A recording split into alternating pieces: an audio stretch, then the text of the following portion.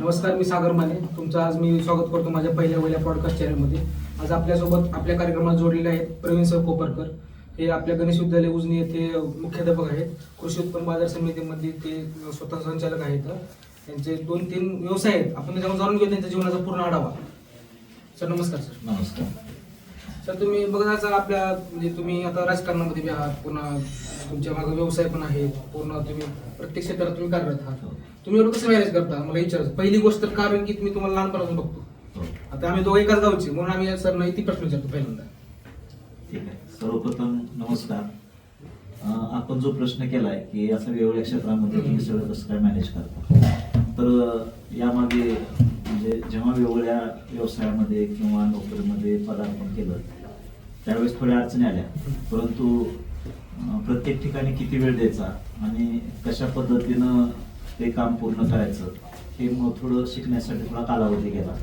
त्यानंतर काही ठिकाणी तो व्यवसाय असेल किंवा ते काम बघणारे व्यक्ती त्या ठिकाणी नेमले गेले आणि त्यांच्या माध्यमातून ह्या सगळ्या गोष्टी व्यवस्थितपणे हँडल केल्या जातात.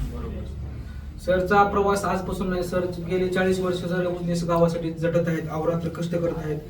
सर, आपण महाविद्यालयात कार्यरत आहात. तुम्ही नेमकी महाविद्यालयातील मुला मुलींना म्हणजे कुठल्या भूमिकेनं शिकवता? म्हणजे तुम्ही राजकारणाच्या हेतून शिकवता किंवा तुम्ही एक शिक्षक म्हणून शिकवता किंवा एक माणूस म्हणजे कुठल्या हेतून तुम्ही मार्गदर्शन करता सतत? कारण मी खूप तुमचे किस्से ऐकले. प्रत्येकाच्या युवकाच्या तोंडात तुमचंच नाव आहे.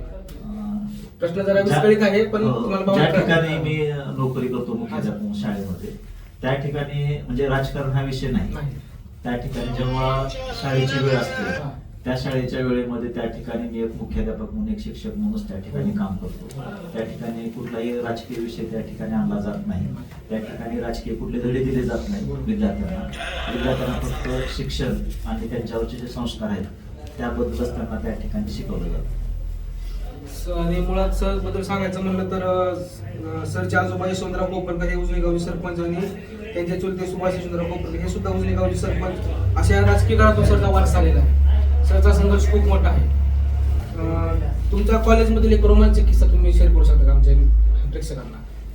हा, तसे भरपूर किस्से आहेत. एखादा असं रोमांचक. हो, कॉलेजमध्ये तसे भरपूर किस्से आहेत. आम्ही कॉलेजला असताना सेकंड इयरला असताना एक टूर काढला होता गोव्याला.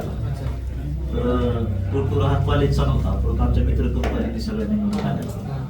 आणि त्या काळामध्ये गोवा म्हणजे असं एक स्वप्नवत वाटायचं लोकांना. तरी पण आम्ही धाडस केलं, कुणाला न सांगता गेलो होतो.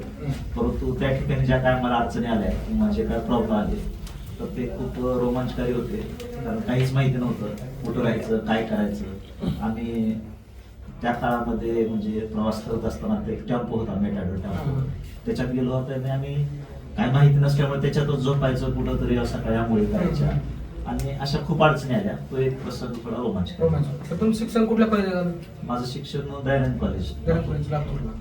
पुण्याला तुम्ही पदवीधरसाठी गेला का? नाही, मी सगळं माझं शिक्षण लातूरमध्ये. पदवीधर पण? हो, पदवीधर उच्च पदवी सगळे लातूरमध्ये.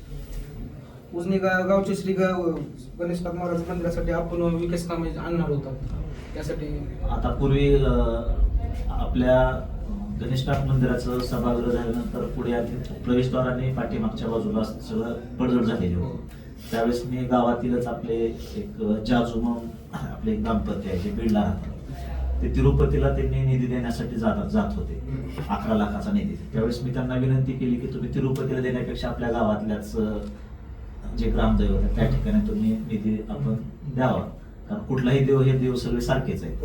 तर त्यांनी माझ्या विनंतीला मान दिला आणि त्यांनी 11 लाखाच्या ऐवजी 17 लाख रुपये खर्च करून त्यांनी प्रवेशद्वार बांधलं. आणि त्याच्यानंतर पाठीमागची भिंत पण पडलेली होती, पाठीमागून थोडं म्हणजे व्यवस्थित नाही मंदिराच्या. तर त्या ठिकाणी मी माझे एक मित्र आहेत पांडुरंग कापडे म्हणून, जे एक्साईज इन्स्पेक्टर म्हणून मुंबईला कार्यरत. तर त्यांना मी विनंती केली की बाबा पुढचं असं दिलेलं आहे त्यांनी स्वतःच्या, तर आपण थोडा हातभार लावला. तर त्यांनी पण त्यांच्या वडिलांच्या स्मरणार्थमध्ये मागे जवळजवळ 13 लाख रुपये खर्चून पाठीमागची भिंत बांधून दिली. आणि आता नंतर आपल्याकडे एक सभागृह आहे आपल्या गणेशनाथ मंदिरामध्ये, तर त्याला राहून थोडीशी जागा शिल्लक आहे. तर आम्ही आपल्या तालुक्याच्या आमदार मोनी पवार साहेबांना विनंती केली की आम्हाला पण सभागृहासाठी निधी पाहिजे. तर त्यांनी पण 25 लाख रुपये दिलेले आहेत आणि त्याचं टेंडर पण झालेलं आणि येणाऱ्या काही दिवसामध्येच त्याचं काम चालू आहे. तुम्ही मुख्याध्यापक असताना राजकीय पदावर सुद्धा विविध पदावर तुम्ही कार्यरत आहात, पण त्याचा तुमच्या शालेय जीवनावर किंवा वैयक्तिक जीवनावर काय कोणाचा परिणाम काय होईल का? नाही, त्याचा कुठलाही परिणाम माझ्या वैयक्तिक म्हणजे इकडं जे मी मुख्याध्यापक काम करतो हो. तिकडे त्याचा परिणाम झालेला नाही. नाही. कारण जी शाळेची वेळ आहे त्या वेळेमध्ये मी फक्त शाळा म्हणजे शाळा आणि इतर वेळेमध्ये इतर व्यवसाय असतील किंवा राजकारण असतील त्या गोष्टी मी करत असतो. तुम्ही राजकारणाला कोणत्या दृष्टिकोनाने बघता? म्हणजे 80% समाजकारण, 20% राजकारण, का दुसरं तुमचं काय मी बघताय? जास्तीत जास्त राजकारणाकडे समाजकारणाच्याच माध्यमातून समाजकारण. बघतो. आणि सगळ्यात शेवटी राजकारण. राजकारण. असं तुमचं वय आता खूप जास्त आहे, म्हणजे माझ्यापेक्षा तरी. हो. 40-50 50च्या आसपास. 50च्या आसपास. तुम्ही एवढं मेंटेन आता डेली रुटीन काय आहे तुमचं सर? वेळेवर जेवणे, हा सकाळी लवकर उठणे, हा. संध्याकाळी वेळेत झोपणे हा. आणि मुबलक आहार घेणे बोललं का? आणि थोडासा व्यायाम करणे. योगासन वगैरे करता का नाही? हो, योगासन करतो, वॉकिंग करतो सर. हा. तुम्हाला आवड कशाची नेमकं? म्हणजे आता आपल्या गावात तुमच्याबद्दल जे लोकांचं मनात भावना आहे, सर म्हणले सर, पण ते सरांना काय छंद आहे वगैरे अशा गोष्टी लोकांना माहिती नाही का? हो, माझा सर्वात आवडता छंद आहे चित्रपट बघणे. चित्रपट बघणे. आता एक कुठलाही पिक्चर आला तर मी मोबाईलवर वगैरे पिक्चर बघतच नाही.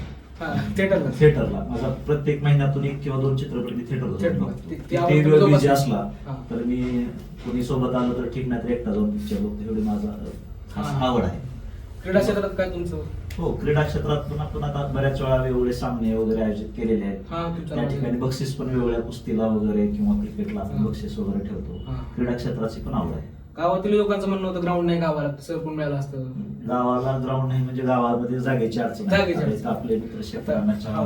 ग्रामपंचायतला त्यांनी आता बरेच हो. काम करतात. काम करतात. त्यांना पण माहिती आहे आपल्याकडे गायरान होतं, ते भूकंपामध्ये गायरानावर बरंच अतिक्रमण झालेलं आहे आणि त्या ठिकाणी घरं झालेली आहेत. हम्म. आता ते घरं कायमचे झाल्यामुळे तिथलं लोकांना काढणं शक्य नाही आणि आपल्याकडे दुसरीची जागा आहे ते सगळे खाजगी मालकीचे आहे. हो. त्यामुळे भविष्यामध्ये शासनानं कुठली जागा जर अक्वायर केली किंवा आरक्षित केलं तर त्या ठिकाणी आम्ही नक्कीच प्रयत्न करू. तुम्ही एक सामान्य माणूस म्हणून गावाकडचे रस्ते किंवा आपल्या गावातील रस्ते बघितले किंवा कुठली गट आली, त्याच्याबद्दल तुम्हाला काय वाटतं? म्हणजे कुतूहल वगैरे न झालेल्या कामाबद्दल आपल्या गावातील, हा, किंवा राहिलेल्या तुम्ही काम- सत्तेत आलात तर तुम्ही ते काय बदल करू शकता हे पण जनतेला कळलं पाहिजे ना. नक्कीच राहिलेल्या जे काही काम आहेत, रस्ते असतील, नाली असतील, इतर कुठले काम असतील हो. तर नक्कीच पूर्ण करण्याचा आम्ही प्रयत्न करू. म्हणून आपल्या मनात विकास मॉडेल बनण्याची इच्छा, म्हणजे आपली बाजारपेठ पहिल्यांदा जनावरांची बाजारपेठ होती, आता बाजारपेठ विस्कळीत झाली. वरचीवर पाटोदा किंवा लातूर, औसा या ठिकाणी लोक जात आहेत. आपल्या गावात ते लोक यासाठी काय करायचे? पंचकृषीत आपलं नाव आहे उजनी गावाचं, हो. त्यासाठी तुमचा एक विचार काय? पूर्वी आम्ही लहान असताना पाहत होतो की गावामध्ये शनिवारच्या दिवशी जनावरांचा बाजार भरला जातो म्हटल्यासारखं, आणि बुधवारचा बाजार जो आपला आठवडी बाजार असतो तो आता पण भरतो. परंतु त्याचं आजूबाजूला दुसरे बाजार चालू झाल्यामुळे प्रमाण कमी झालेलं आहे. तर जनावरांचा बाजार बंद होण्याचं कारण म्हणजे आपल्याकडे ज्या भौतिक सुविधा द्यायला पाहिजे, बाहेर नेणारे जे पशुधन आहेत विक्रीसाठी जे घेऊन येतात, तर त्यांच्यासाठी ज्या काही भौतिक सुविधा होत्या द्यायला पाहिजे होत्या त्या त्यांना मिळाल्या नाही. म्हणजे त्याच्यासाठी निवारा असेल किंवा शुद्ध पाण्याची व्यवस्था असेल किंवा पिण्याच्या पाण्याची व्यवस्था असेल, जनावरांच्या पाण्याची व्यवस्था असेल, तर ह्या ज्या काही गोष्टी आहेत त्या गोष्टी त्यांना उपलब्ध झाल्या नाहीत गावामध्ये. त्यामुळे आपल्याच बाजूला आठवडी बाजार पाठवल्याला रविवारचा चालू झाल्यामुळं हळूहळू आपला बाजार बंद होत गेला आणि पाठवड्याचा बाजार मोठा होत गेला. परंतु नक्कीच भविष्यामध्ये आपण ह्या सुविधा उपलब्ध करून परत चालू करण्याचा नक्कीच प्रयत्न करू. आपल्या गावात उजनीची बासुंदी जग फेमस आहे थोडक्यात, तर त्याच्याबद्दल तुमचा काय संकल्प आहे? किंवा ह्याची ऍडव्हर्टाइजमेंट कशी झाली पाहिजे? किंवा तुम्ही पाठीमागे एक टीम बोलवली होती उजनीला इंग्लिश स्कूलमध्ये, त्याबद्दल त्याच्या पुढे काय झालंच नाही? हो, त्याच ठिकाणी आपण टीम बोलवून आपण सर्वांची एक बैठक घेतली होती. त्यामध्ये आपण सर्वांचे उद्योग लायसन पण काढायला सांगितले होते. ते आपण कलेक्ट पण केले आणि आमचा असा हेतू आहे की आपली उजनीची बासुंदी जगाच्या कानाकोपऱ्यात म्हणजे फक्त आपल्या महाराष्ट्रात नाही किंवा देशात नाही तर इतर ठिकाणी सुद्धा वेगळी बाजारपेठ मिळावी यासाठी आम्ही प्रयत्न करत आहोत. त्यासाठी आपल्याला एक उजनीमध्ये एक बासुंदी क्लस्टर उभा करायचा आहे. तर त्या ठिकाणी त्याचे म्हणजे पूर्वतयारी म्हणून आम्ही आपल्या महाराष्ट्रातल्या जेवढे मोठे डेरे आहेत, मग गोकुळ असेल, तुमचं वारणा असेल, पुन्हा नंतर गोविंद असेल, पश्चिम सोनाई असेल, आम्ही ह्या सगळ्या डेअरीला भेट देऊन आलेलो आहोत. आणि त्या ठिकाणी जाऊन बासुंदी कशा पद्धतीने बनली जाते, त्याची पॅकेजिंग कशी केली जाते, त्याची मार्केटिंग कशी केली जाते, तर ह्या गोष्टीचा सगळा अभ्यास केलेला आहे. आणि त्या दृष्टीनं म्हणजे आपणामध्ये म्हणजे काय करायला पाहिजे, कशा पद्धतीनं आपण बासुंदी तयार केली पाहिजे आणि त्याची मार्केटिंग कुण्या पद्धतीने केली पाहिजे की जेणेकरून म्हणजे आपण आता लगेच तयार करू शकतो आणि पाठवू शकतो, हा. परंतु ते आपल्याला लॉंग टाइम टिकणं महत्वाचं आहे. म्हणजे आपण व्यवसाय सुरू केला आणि त्याला जर रिस्पॉन्स नाही मिळाला किंवा आपण कुठं तर मार्केटिंग मध्ये कमी पडलो तर तो व्यवसाय बंद लगेच पडू शकतो. त्यासाठी पूर्ण अभ्यास करूनच ह्या क्षेत्रामध्ये आपल्याला सुरुवात करायची आहे. त्यासाठी आमचा त्यावर अभ्यास चालू आहे. बऱ्याच वेळेस आमच्या वरच्या लेवलला पुण्याला वगैरे आमच्या बैठकी मिटिंग पण झालेल्या आहेत आणि येणाऱ्या काळामध्ये आपल्याला बासुंदी क्लस्टर सुरू करून आपली बासुंदी मोठ्या प्रमाणात विक्री करण्याचा आमचा मानस आहे, जेणेकरून आपले जे हॉटेल आहेत किंवा घरगुती जे व्यवसाय करणारे लोक आहेत, आपल्याकडे घरी पण बऱ्याच जणांच्या बासुंदी बनते, ती पण आपल्याला बाहेर पाठवण्यासाठी नक्कीच आम्ही प्रयत्न करणार. तुमच्या पर्सनॅलिटी तुमचे विचार पण उत्तम आहेत, ते तर सगळ्यांना माहितीच आहे. सर पण हिवाळा किंवा जानेवारी फेब्रुवारी आला गावात सगळ्यांना वाटतं की सर कधी फेस्टिवल ऑर्गनाईज करतील आता, कारण खूप दिवसापासून ते स्थगित राहिले. ते आला की वाटते शिवजयंती आली की शिवप्रदेशाचे तुम्ही अध्यक्ष आहातच, मग कधी फेस्टिवल करणार लोकांच्या मला सर आणि दरवर्षी वाटते हा आता ह्यावेळेस पण काय होईल मग. आपण सलग 16 वर्ष फेस्टिवल केलं होतं, बरोबर आहे. नंतरच्या काळामध्ये जेव्हा 15, 16, 17चा दुष्काळ आला त्यावेळेस लोकांची मानसिकता म्हणजे आनंद व्यक्त करण्याची नव्हती, सगळेजण दुःखात होते त्यावेळेस. मग आपण ते फेस्टिवल 3-4 वर्ष स्थगित केलं. नंतर आपण 19-20 साली परत 21 तारखेला म्हणजे 19-20 ला फेस्टिवल घेतला, परंतु मध्ये कोरोना काळामध्ये 2 वर्ष आपण आलो म्हणजे एकमेकाच्या संपर्कात यायचं नाही अशा काही शासनाच्या अटी होत्या किंवा एकत्र लोकांनी जमायचं नाही, त्या कारणामुळे आपण 2 वर्ष घेतला नाही. त्याच्यानंतर आपण 23 ला एकदा फेस्टिवल घेतला, परंतु त्याच्यानंतर मागच्या वर्षी काही तांत्रिक अडचणीमुळे किंवा म्हणजे काही गोष्टी म्हणजे थोड्या अडचणीच्या होत्या, त्यामुळे आपल्याला 2 वर्षामध्ये मागच्या आपल्याला फेस्टिवल घेता आलं नाही 24 आणि 25. परंतु येणाऱ्या ह्या 26 मध्ये नक्कीच आम्ही याबद्दल आमची कालच चर्चा झाली. काल आम्ही एक शिबिर आयोजित केलं होतं प्रतिष्ठानच्या वतीनं, तर त्यामध्ये आमच्या म्हणजे मंडळ सदस्य चर्चा झाली आणि येणाऱ्या महिन्यामध्ये ह्या वर्षी आपण नक्कीच हे फेस्टिवल घेणार. नक्की सर, तुम्ही कोरोना काळात आता तुम्ही बोललात तसं कोरोना काळात तुम्ही मदत केली, मी स्वतः डोळ्यांना बघितलं. कोविशिल्डचे आपले बॅच होती मोडवर गावात, त्या ठिकाणी तुम्ही ठिकाणी कोरोना काळात बी तुम्ही स्वतःची जीवाची काळजी न करता लोकांपर्यंत पोहोचलात, त्यांना मदत केलात, किराणा राशनचं वाटप केलं, हे स्वतः मी डोळ्यानं पाहिलं. म्हणजे तुम्हाला जीवाची काळजी वाटली नाही का, नेमकं काय नेमकं धोरण? नाही, स्वतःचे म्हणजे ज्या काही आपल्याला गाईडलाईन दिलेल्या होत्या कोरोना काळामध्ये आपण काय करायचं आणि काय करायचं नाही, त्या गोष्टीचा सगळा विचार करून आणि त्या गोष्टी सांभाळून ह्या म्हणजे आपल्याला करता येतं हे आपल्याला माहिती आहे. तर ते स्वतःची काळजी घेऊन ह्या सगळ्या गोष्टी कधी म्हणजे ज्यावेळेस सगळेच अडचणीत असतात त्यावेळेस आपण पण त्या ठिकाणी पाठ करणं बरोबर नाही. या हेतून आपण जे आपल्याला आवड आहे समाजकार्याची त्या दृष्टीने आपण त्या काळामध्ये सुद्धा लोकांसाठी वेळ देण्याचं काम. तुम्ही प्रत्येकाच्या घरी जाऊन विचारपूस केली पाठीमागे कोविशिल्ड बद्दल, जेव्हा वॅक्सिन आली प्रत्येकाला जाऊन तुम्ही भेटलात, सरकारी दाखवून असेल कुठे असेल, तुम्ही स्वतः कार्यरत राहिला. मग मला शेतकरी आता तुम्ही कोविड मध्ये काम केलं, आता शेतकऱ्याचा प्रश्न काय होता मला, मी जेव्हा चालू करायचं ठरवलं तेव्हा मला शेतीचा विचार केला, कारण मी शेतकरी पुत्र आहे. मग आपल्या गावात पाठीमागे पूर आलता तेव्हा जे नुकसान झालं त्यांचं नुकसान झालं भरपाई मिळाली का, त्याचा मेळावा घेतला का? कालच्या मोठ्या पूर परिस्थितीमध्ये खूप लोकांचं नुकसान झालं होतं, त्या दृष्टीनं आम्ही त्यात ज्या ज्या काही गोष्टी आवश्यक आहेत त्याचा पाठपुरावा केलेला आहे.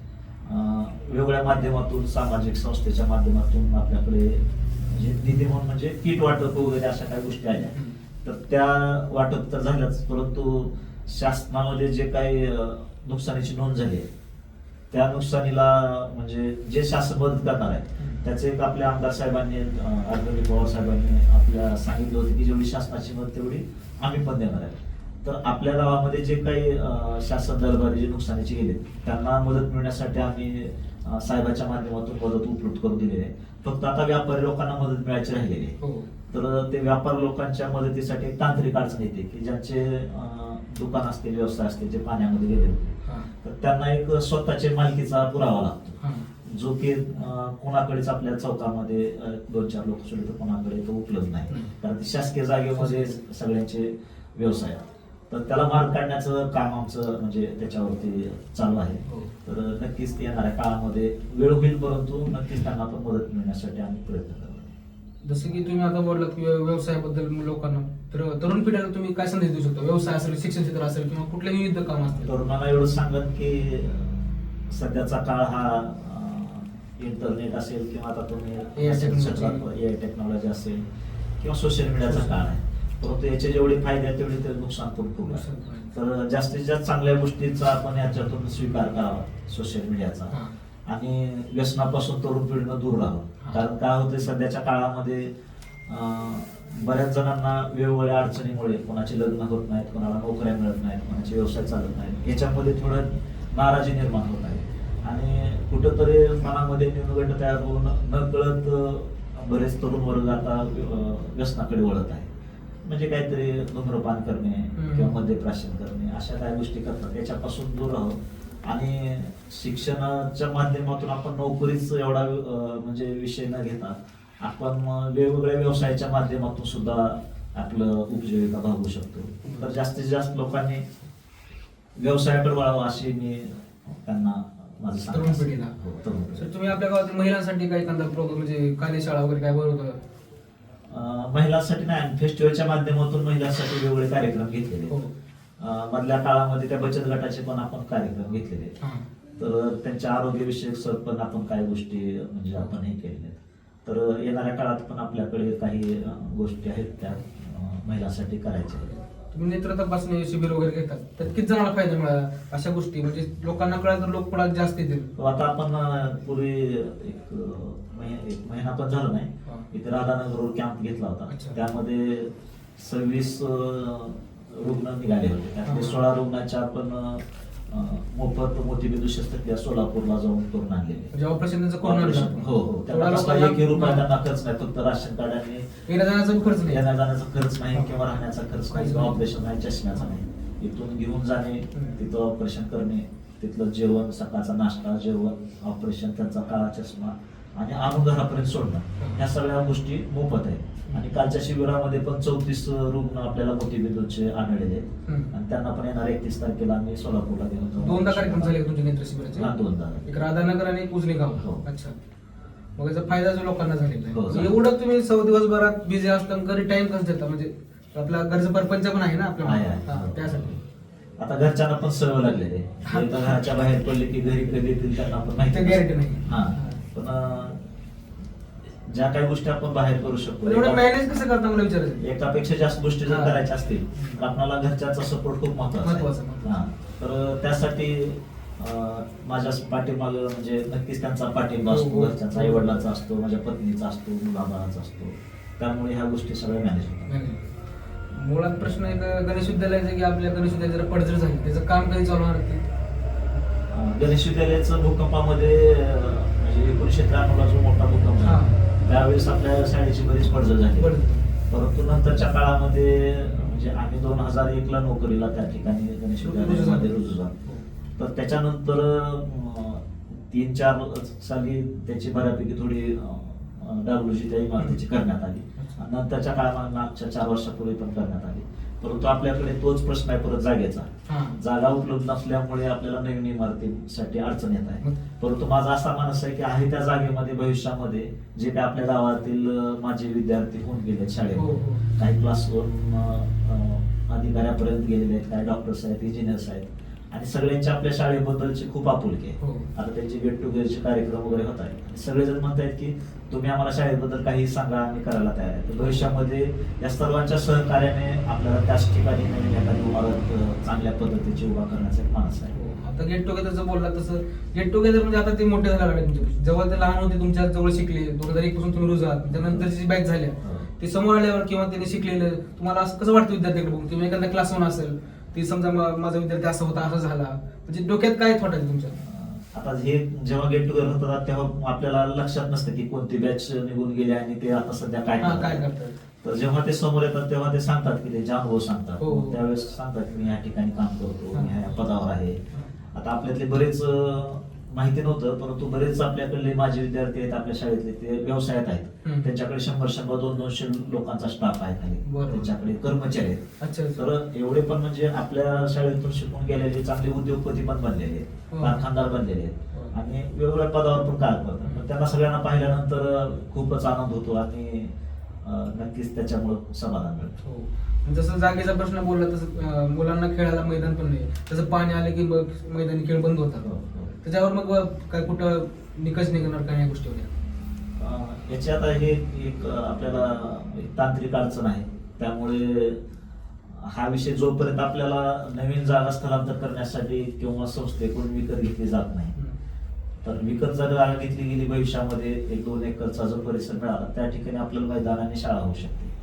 परंतु जर ते नाही घडलं तर आपल्याला आहे त्याच ठिकाणी इमारत बांधून आणि आहे तेच मैदान वापरून आपल्याला अडचणीच्या त्या काळात काळात म्हणजे जसं शक्य आहे तेवढं तसं स्थलांतर म्हणलं तर आपली जागा नाही गावात, नाही. कुठं राधानगर एरियातच तुम्हाला बघावं लागतं. हो. मग ती तुम्ही त्याचं म्हणजे नेमकं कोणाच्या हातात आहे असं बघणं करणं? आणि कसं मुख्याध्यापक असतं- म्हणून नाही सर, एक सामान्य माणूस म्हणून तुम्ही कोणाला आणि सांगू कसं शकता? असतं, जेव्हा कोणाकडे मागणी करू शकता? एखादी संस्था जेव्हा म्हणजे शैक्षणिक क्षेत्रामध्ये काम करते, त्या संस्थेला म्हणजे चालवणार जे ट्रस्ट असतं, बॉडी असते, हो. तर त्यांच्या हातात ह्या सगळ्या गोष्टी असतात. म्हणजे जागा उपलब्ध करून देणं आणि त्या ठिकाणी जे काही भौतिक सुविधा उपलब्ध करणं त्यांचं काम हो. असतं. आपण एक मुख्याध्यापक म्हणून त्या ठिकाणी प्रशासन चालवणं, तिथले म्हणजे जे काय तिथं आवश्यक आहे ते पुरवणं हे बरोबर. मुख्याध्यापकाचं काम. बरोबर. राजकीय क्षेत्रात, सामाजिक क्षेत्रात तुमच्यावर बी प्रत्यारोप होतात, तुमच्या पुढे, तुमच्या पाठीमागे, त्याला कसं फेस करता तुम्ही?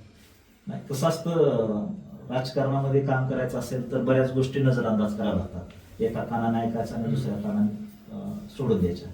परंतु जेव्हा चुकीची आणि ज्याला कसलाच आधार नसलेले जर आरोप होत असतील तर त्याला उत्तर देण्याचं नक्कीच काम करावं लागतं आपल्याला. आणि ज्या गोष्टीला म्हणजे काहीच अर्थ नसतो आणि उगाच म्हणजे जेव्हा काही गोष्टी बोलल्या जातात, कारण कसं असतं, ज्या झाडाला फळ असतात त्याला दगड मारले हो. जातात, बरोबर आहे. त्यामुळे काही लोक म्हणजे चांगलं होत असेल किंवा एखाद्याची प्रगती होत असेल किंवा नाव होत असेल तर त्याच्यावर टीका करतात, विरोध करतात, दोष देतात. तर अशा गोष्टीकडे थोडं लक्ष न देता आपण आपलं काम करत राहणे महत्वाचं आहे. बरोबर. जसं तुम्ही मगाशी म्हटलात की तुम्हाला पिक्चर बघायला आवडतात वगैरे, तर कोणता पिक्चर आवडते तेव्हापासून आतापर्यंत, किंवा तुम्ही वारंवार बघू शकता त्याला?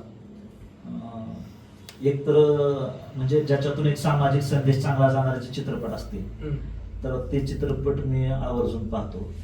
त्यानंतर महिलाच्या बाबतीत किंवा समाजावर जे ज्वलंत उदाहरणावर चित्रपट आहेत ते पण आवडतात. आणि त्याच्यानंतर ऐतिहासिक चित्रपट आवडतात. म्हणजे नाव सांगा ना तुमचं, आवडता कोणता पिक्चर आतापर्यंतचा? आतापर्यंतचा जुन्या काळामध्ये एक सदमा नावाचा पिक्चर आला, सदमा. त्याच्यानंतर आनंद एक नावाचा पिक्चर हो, आला, आनंद. राजेश खन्ना आणि अमिताभ बच्चनचा. आणि अलीकडल्या काळामध्ये तानाजी पिक्चर असेल, छावा असतील, म्हणजे हे जे ऐतिहासिक चित्रपट आहेत, पद्मावत असेल, हे अशा प्रकारचे चित्रपट. ऐतिहासिक सोडून रोमॅन्टिक कोणते आवडतात पिक्चर? रोमॅन्टिक नाही, जास्त मी रोमॅन्टिक पिक्चर बघत असतो. ऐतिहासिक आणि राजकीय असे म्हणजे बायोपिक वगैरे. हा. तर तुमच्यावर उद्या बायोपिक निघाली हा. तर तुम्ही म्हणजे कशा प्रकारे त्याला सांगू शकता कथा, म्हणजे काढायची म्हणजे इच्छा आहे का नाही असं तुमची बायोपिक तुमच्या स्वतःवर?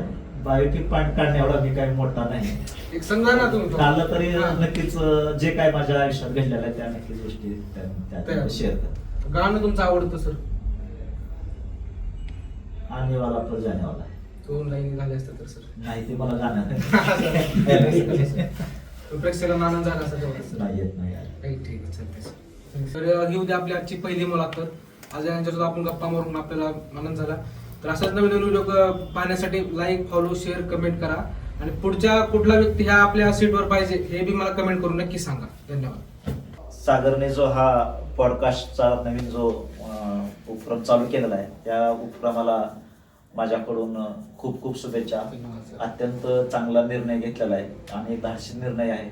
आणि नक्कीच मला वाटतं की ह्या क्षेत्रामध्ये तुमची खूप प्रगती होणार आहे आणि तुमच्या माध्यमातून आम्हा सर्वांना खूप फायदा होणार आहे.